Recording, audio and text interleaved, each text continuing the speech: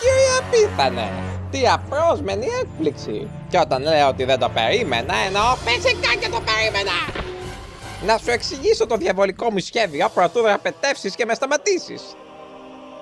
Έφτιαξα μια τεράστια μπάλα του bowling με πόδια αράχνης που θα καταστρέψει την πόλη!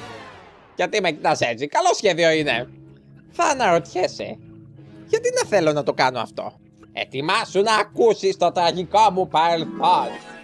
Όταν ήμουν στο Γκίμελστοπ στα βάθη της νιώτης μου, ήθελα να γίνω βοηθός του κύριου Απίθανου. Θέλω να γίνω βοηθός σου. Και αυτός μου είπε όχι. Και επειδή πριν από τόσα χρόνια με απέρριψες, τώρα θα καταστρέψω ολόκληρη την πόλη!